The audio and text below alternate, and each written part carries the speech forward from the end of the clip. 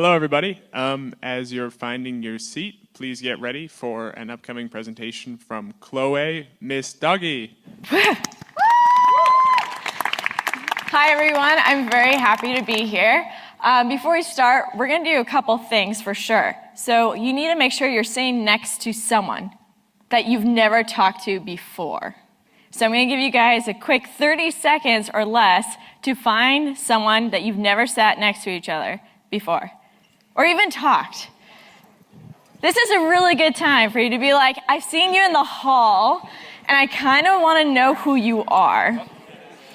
You're getting up. I'm going to sit next to them. I'm going to sit next to that guy. Good. It's like I have a whole row. Here, I'll scoop. All right, Madison. I don't know you. See here. I'm going to sit there, and that way I'm going to be in between both of you. So I can know both of you. You need someone up there? And then I'll lean over and talk. Would one of you guys in the front like to go sit in the fourth row? Fourth row, anyone? You need one person up in the fourth row. Anyone want to sit in the fourth row over here? Would be great. Oh, yes. Thank you, stranger. All right. I want to just make sure everyone has a partner, right? You're going to get to know this person really well. All right, excellent. All right. If you can hear me, put your hands straight up. Excellent. So I do have an education background. You're going to do a lot of fun things. Let's first start. So welcome to How to Fix the Diversity Gap in Cybersecurity. As you know, my name is Chloé Messdaghi. I know it's a long last name, right? But it's not like Schwarzenegger that takes up the entire screen. I do have a master's in political research. I also am a security researcher advocate and PM at BugCrowd, a Disclose IO supporter, and a board member for 4 nonprofits that work with kids and women, giving them equal access to education and also grants them their rights. I also am one of the founders of WIST, not WISP, but WIST. We have chapters all over the world. I like to mentor a lot of underrepresented youth in tech and try to get them into cybersecurity. And the rest you guys can see. And that is my puppy right there. That is Sherlock. You're going to see a lot of photos of her. She's amazing. So a quick little agenda. We're going to go into background, some statistics, our brains, labels, communication activity, hence your new best friend next to you, and some obstacle storytelling and how to fix the gap solutions. So first, here are the statistics. Women make about 11% of InfoSec itself, minorities less than 12%, and these statistics have not changed since 2013. There's a 1.5 million shortage right now in this space. Underrepresented persons are more likely to be let go or fired, and also underrepresented persons are less likely to be promoted beyond a manager title. Now, this could also be caused by the unconscious beliefs that we have that are socially constructed, and we're going to jump into that because biases really are real. So clearly we have a diversity and inclusion problem here. More companies are realizing that the only way to get great people is to invest in workforce diversity and social responsibility. Companies seeking to become more inclusive in their hiring should examine and question their own assumptions and unintentional biases in their hiring process. So let's start examining and questioning our biases. So we're going to break this down. So in your amygdala, which is centered right here, and you see in this wonderful graphic here, there's an unconscious moment in your brain that's telling you a fight versus flight situation. So if this person is like me, I'm not going to be afraid. If this person is not like me, I'm going to be afraid. And these are usually beliefs that are socially constructed, meaning you learned it from media or from your friends, from family, from school, and even people that weren't your friends and bullies and whatnot. But the good news is that it has to be verified. So in your prefrontal cortex, there is a section of your brain that acts like the CEO. It basically tells it whether or not it needs to chill or to act on it. And this is a conscious decision-making moment. So the good things to know is that you can always question your biases. And it's okay to be uncomfortable. Because when we get outside our comfort bubble, that's when the real learning begins. And if we don't check in with ourselves, situations like this occurs. If it presses play, here we go.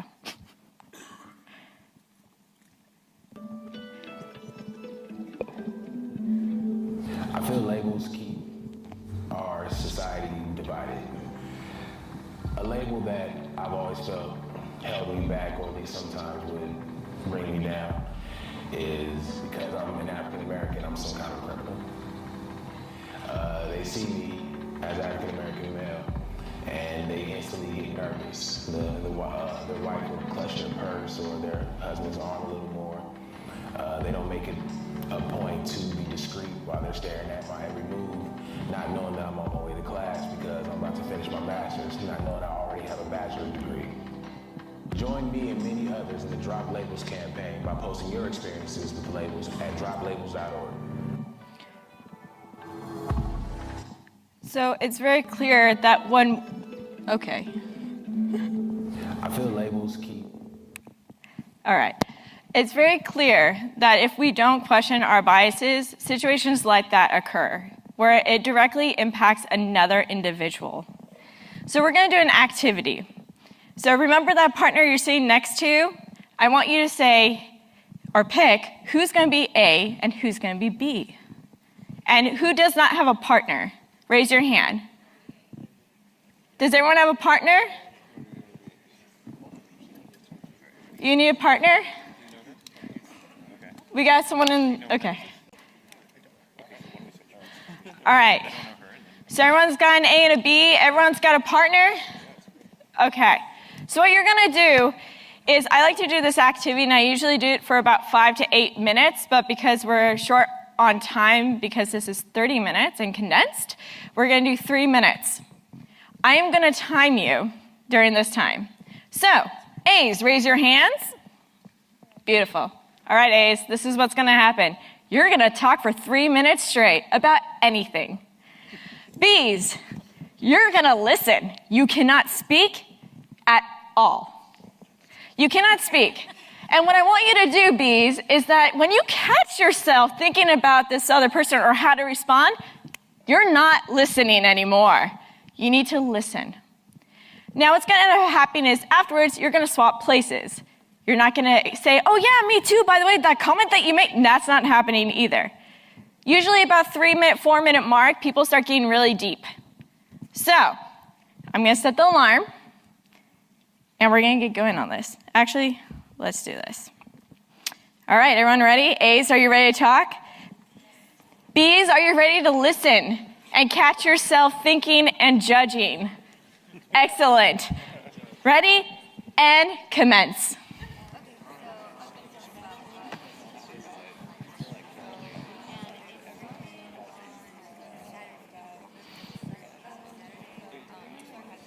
And stop. If you can hear me, clap your hands once. If you can hear me twice, clap your hands twice. If you can hear me, clap your hands 3 times. Doesn't that remind you of school? Isn't that amazing? Okay. All right, A's, it's time to switch over. A's, you're going to listen. B's, you're going to talk for 3 minutes straight about anything you feel like. Just you cannot comment on anything that they said. Okay? So you have to remember, it's all original material. You cannot use their material, use your own. All right, great. So, everyone's ready? B's, you're ready to speak? A's, you're ready to listen? And begin.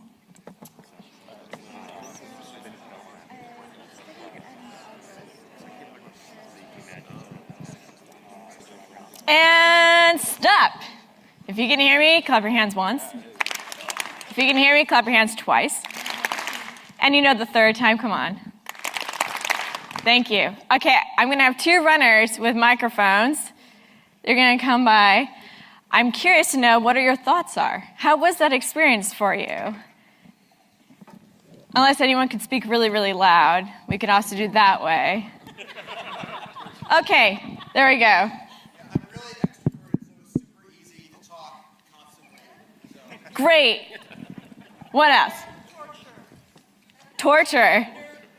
Yes, it is definitely torture. I'm glad you guys got to get tortured this morning. Next. I agree with the first commenter because I'm not actually extroverted, but I'm able to be outgoing. So the first part wasn't hard. Right. The second part, not being able to comment, was difficult because there's a lot of interesting things that I wanted to comment about. Yeah, definitely. Okay. I feel like a lot of acts of listening is acknowledging what they're saying. So when you have to start doing it with other parts of your body, like shaking or smiling, it becomes a little bit weird to use nonverbal acknowledgments. Right, exactly. Might as well go to the person there. So, Yeah. I think not knowing each other kind of actually made it easier to talk and be Huh. more things that I would be harder to share with people that I'm going to see every day.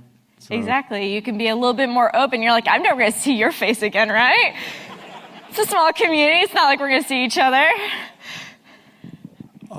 There seemed to be way more introspection than expected. I mean, I was not expecting any kind of like introspection. Right? It's this constant. When I first did this activity, the first thing I went through in my mind was like, oh my God, I'm really thinking how to respond a little too much. I'm not really listening. I'm not being present.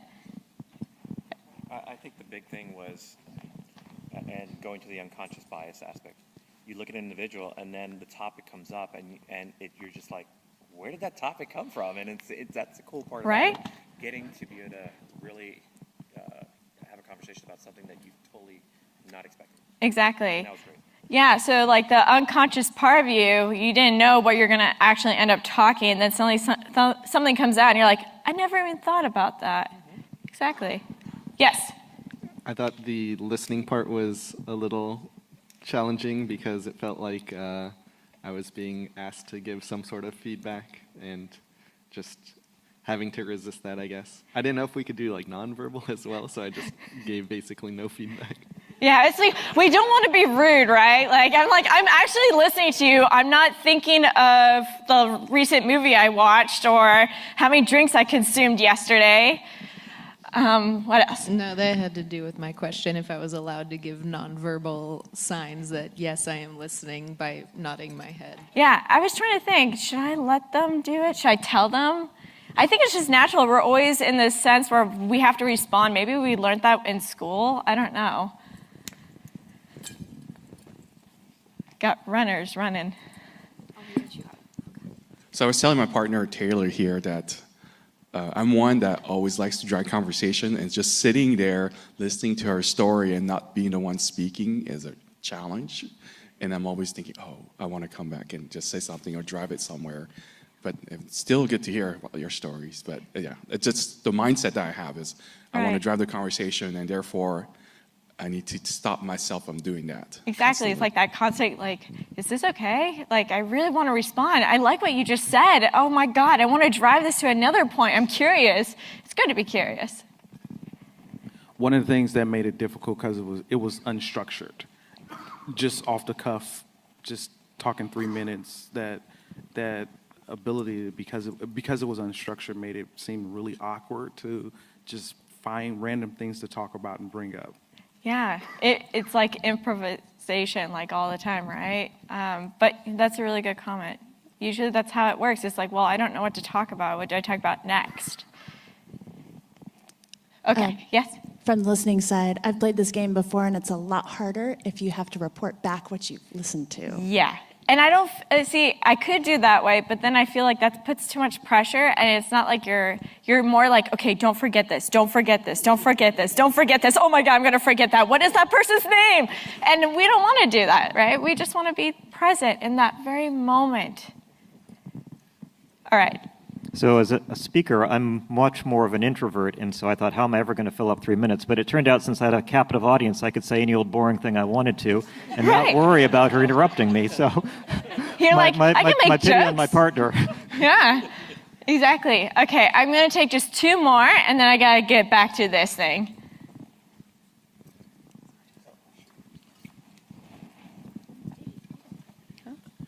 I thought as a speaker it was very telling about what I spoke about, right? I definitely rambled on about who I was, and those things that I talked about definitely are how I portray my self-identity to everybody else.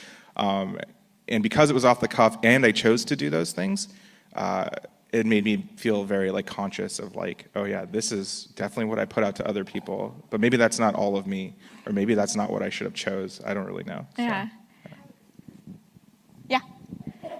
Yeah, I think also because it was unstructured, my first reaction was, because I'm not a security professional and I feel like I'm somewhat in disguise here or an imposter. And so my first reaction was, is what I have to say good enough? Or Right. like it was checking myself, is there value in anything I have to say here? That is a very good point. We always have that moment where we're like, should I share that? Or, I mean, what are they going to think of me if I do? Right? So we're going to go into some stories. And I'll also, for the first time ever, share my personal story of how I got here. First is Rebecca. Rebecca is a CISO, and she wanted to join the board. And she went up to a few other executives, and she asked them, why isn't she on the board yet? The executive board, even though she's a CISO. It's kind of weird. And the guy turned around and was like, that's because you're not technical enough. I want to just say that the other guys there, they weren't engineers. They weren't technical either. But she was not technical enough. Other one is Andrew. By the way, all these names have been changed, okay? Andrew works for a company that does not practice MLK Day. He is an African-American male, and he had to witness a conversation at his work where someone's like, you know what we should do? We should throw a hip-hop party, you know, with cornrows, like baggy jeans, and listen to rap music. And he was the only African American in the entire company, you guys. And imagine having to be there like, what is this? Next person, Crystal. Crystal has worked for a very well-known company in their security team for 20 years. 20 years. And she was still a manager. She came in as a manager, and she is still a manager today. 20 years. And she's like, nope, I'm going to leave. I'm going to go to a different industry now because I deserve better.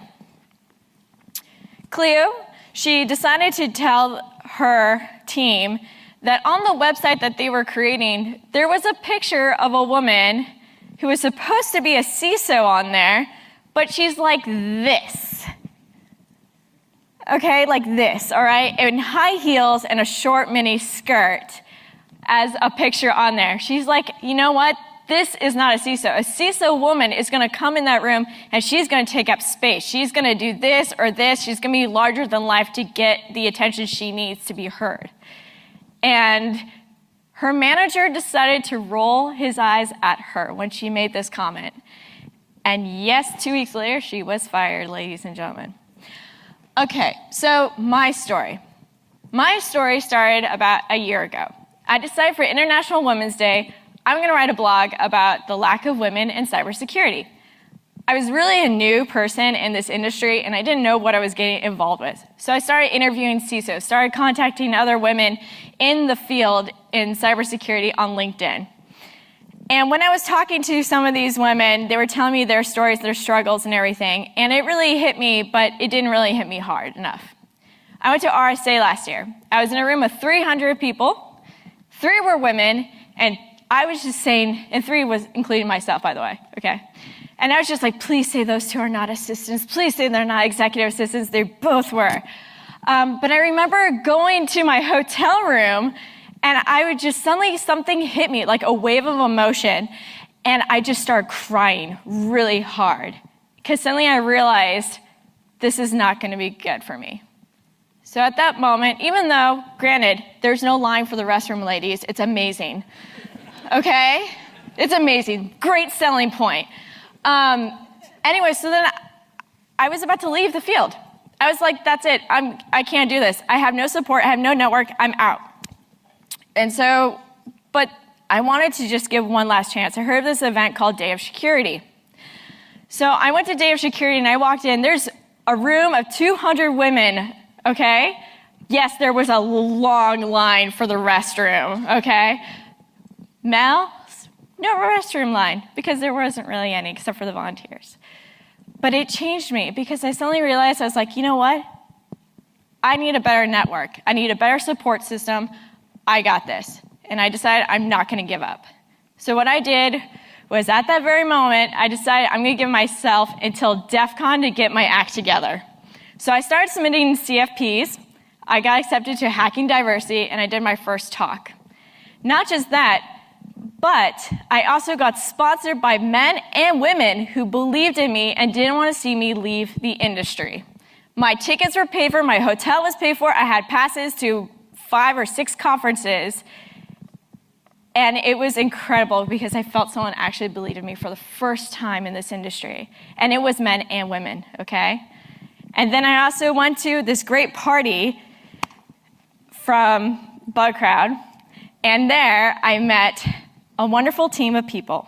And I remember at 1:30 in the morning having a conversation with the founder of Bug Crowd, Casey, at a pool at 1:30 in the morning talking about diversity, inclusion, and cybersecurity. And that is when I knew I'm not giving up, and I definitely want to work at Bug Crowd. And ever since then, I have a wonderful boss named Jason Haddix, you probably saw on the previous slide.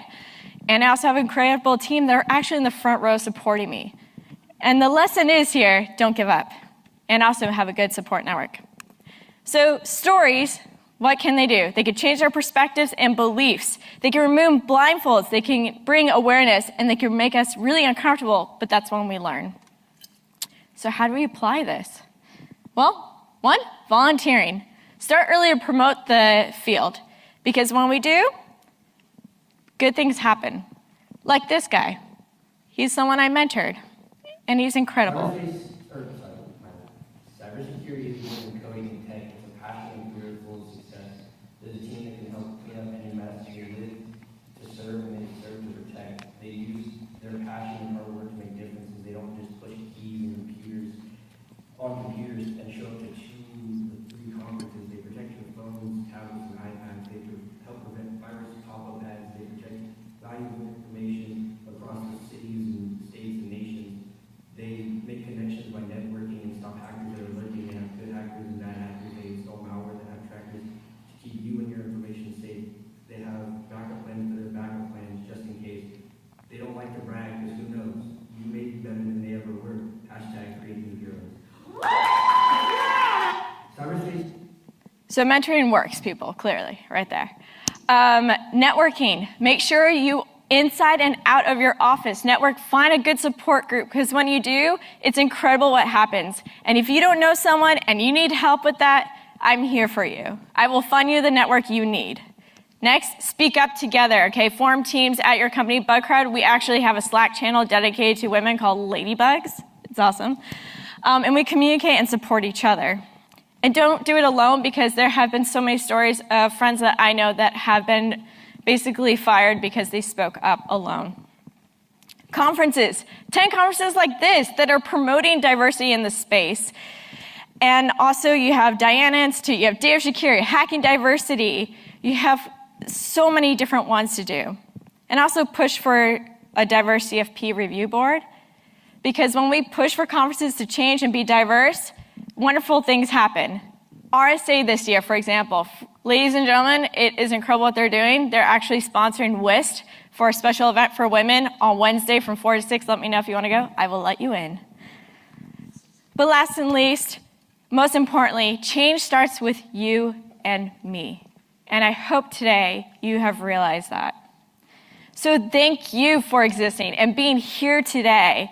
And just know you are not alone. I thought I was alone, but I'm not. And I will help you if you need help to get that support that you need, because I don't want to have anyone in this room leave this space. It's a great community. Don't leave it. We all need each other here. I have a wonderful surprise for you. I do have some stickers of Grace Hopper. If you want any, let me know.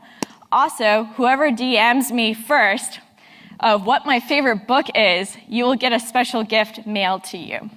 So thank you for your time, and thank you BSidesSF. I hope you guys have a wonderful day.